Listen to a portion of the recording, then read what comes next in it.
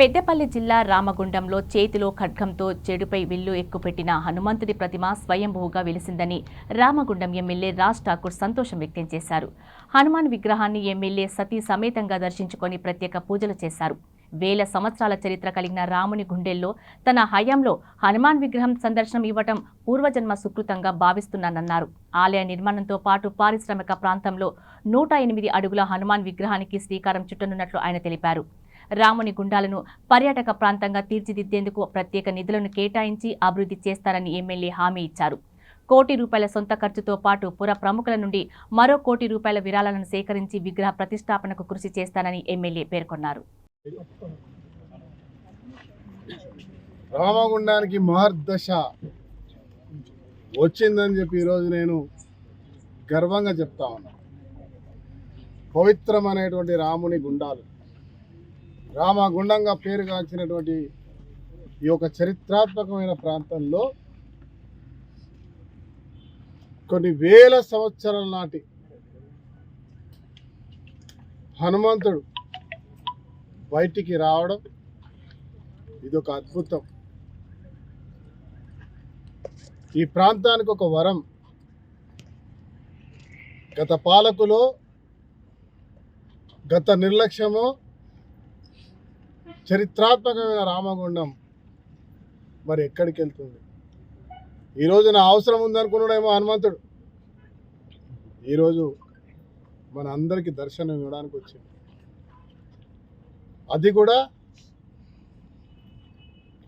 మా హిందూ వాహినికి సంబంధించి మన రామగుండం ప్రాంతంలో మన ఊరికి పేరుకు తగ్గట్టుగాని ఆ రామచంద్రుడు మన రాముని గుండం మీద ఎన్నో సంవత్సరాల క్రితం వెలిసిండని మనకు 108 తీర్థాలు అంటే గుండాలు ఇప్పటికీ కూడా కనబడుతున్నాయి.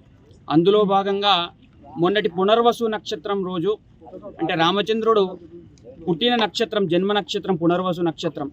ఆ రోజు ఉదయం ఇక్కడి కొందరు భక్తులు ఇక్కడికి వచ్చి ఈ ప్రాంతంలో రోజు వచ్చినట్టే వస్తూ చూస్తుండగా ఆ స్వామివారి విగ్రహం, ఆంజనేయ స్వామి విగ్రహమా ఏ విగ్రహమో అది విగ్రహం కనబడి పైకి తీసినాక చూసేవరికి ఆ స్వామివారికి ధనుర్బాణ సమేతుడై ఉన్నాడు. కాబట్టి వారు కొంతమంది అందులో చూసినాక తర్వాత ఫోన్ చేసి, అయ్యా మరి ఇట్లుండే సంగతి అంటే, ఆ స్వామివారు రామచంద్రుని రూపకంలో ఆంజనేయ స్వామి వారే వచ్చిండ్రు కాబట్టి ఇప్పటి నుంచి వారు మనకు ధనుర్బాణ సమేత ఆంజనేయ స్వామిగా వారిని పిలుచుకుందాం. వారిని ఒకవేళ మనం దర్శించుకున్నట్టయితే ధైర్యము, అలాగే ఈతి బాధలు అంటే ఆరోగ్య సమస్యలే కానివ్వండి, ఎటువంటి బాధలున్నా కూడా నివృత్తి అవుతాయి. కావున అందరం కూడా వచ్చి దర్శనం చేసుకుందాం. త్వరలోనే మంచి ముహూర్తం చూసుకొని మన ఎమ్మెల్యే గారు ఇక్కడ ఆ స్వామివారి యొక్క 108 అడుగుల ఆంజనేయ స్వామి విగ్రహం, అలాగే ఇప్పుడు వెలిసినటువంటి ధనుర్బాణ సమేత ఆంజనేయ స్వామి వారి విగ్రహం కూడా త్వరలోనే పనులు ప్రారంభం చేసుకుందామని సుముఖతంగా ఉన్నారు. కాబట్టి మన ప్రజలందరి తరపున ఆ వారికి కూడా పరిపూర్ణ ఆరోగ్యము, దినదిన అభివృద్ధి ఉండాలని మనమంతా కోరుకుంటూ జై శ్రీరామ్, రాజా రామచంద్ర భగవానికి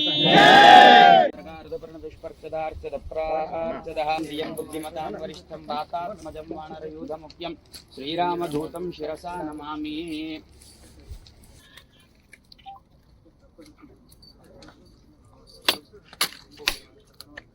జై శ్రీరామ్.